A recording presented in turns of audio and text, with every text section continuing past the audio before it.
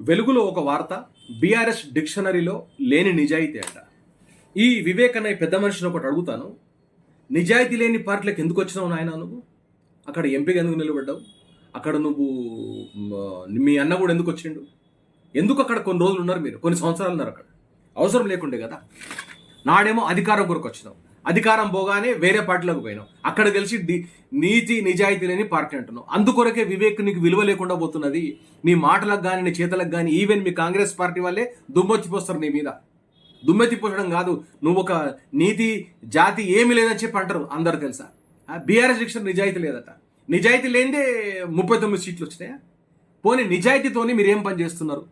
Congress party నిజాయితీ గల party అయితే కాంగ్రెస్ పార్టీ ప్రజలకు ఇచ్చిన హామీలు ఎన్ని నెరవేర్చింది? నువ్వు రాయి. నీకు ఆ దమ్ముందా? రాయి. నువ్వు రాయగలుగుతావు? రాయలేవు కదా. ఖచ్చితంగా చూపియు. ఒక పత్రిక అనేది దాని విలువలు కాపాడుకోవాలంటే నీతి నిజాయితీతో పనిచేయాలా.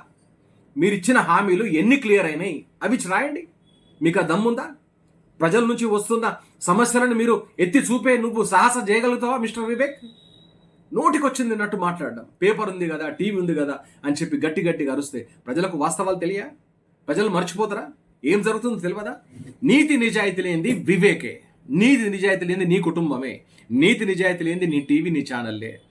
అవసరం ఉన్నప్పుడు ఒక రకం, అవసరం లేనప్పుడు ఇంకో రకం. నిజాయితీ గురించి నువ్వు మాట్లాడడానికి నీకు ఏ విధమైన హక్కు లేదు. నీతి గురించి మాట్లాడడానికి ఏ విధమైన నీకు పెటెంట్ లేదు. నీతి నిజాయితీ ఉంటే కాంగ్రెస్ పార్టీ ఇచ్చిన హామీల ప్రకారం, కాంగ్రెస్ పార్టీ ప్రజలకు ఇచ్చిన ఎన్నికల వాగ్దానం ప్రకారం ఎన్ని పూర్తయినాయి? 6 గ్యారెంటీలు ఎన్ని పూర్తయినాయి? క్లియర్గా రాయి. సిరీస్ పెట్టు. కాంగ్రెస్ పార్టీ నీకు ఎంత పరపతి పెరుగుతుందో సిరీస్ పెట్టు. కాంగ్రెస్ పార్టీ మనం వచ్చిన తర్వాత మనం ఏం చేసినాం, ఎన్ని మిగిలిపోయిన భాగాలుగా, మొదటి భాగం, 2 భాగం అని సిరీస్లు పెట్టు. ఆ సాహసం చేయగలుగుతావా? ఏదో దుష్ప్రచారం చేయాలా, బీఆర్ఎస్ గ్రాఫ్ని దించాలా. వివేక్ గారు ఒకటి చెప్తున్నా, గుర్తుంచుకోండి. ఒక మంచి వ్యక్తి అంటే అది ఒక ఆరోపణలా ఉంటుంది, కానీ ఒక చెడ్డ వ్యక్తి ఆరోపణ చేస్తే పట్టించుకోరు.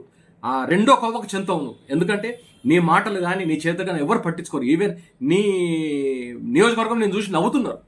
ఇటువంటి పంతా మార్చుకో. ఎందుకంటే మీ తండ్రికి ఉన్న పేరును నువ్వు కాపాడుకునే ప్రయత్నం కూడా చేస్తలేవు. మీ తండ్రికి ఇన్ని మాటలు పడలే, కానీ మీ తండ్రి కంటే ఎక్కువ మాటలు నువ్వు పడుతున్నావు. మీ తండ్రికి ఒక దిశా నిర్దేశం చేసిన జనాలకు ఆయన పేరున కాపాడుకొని సార్.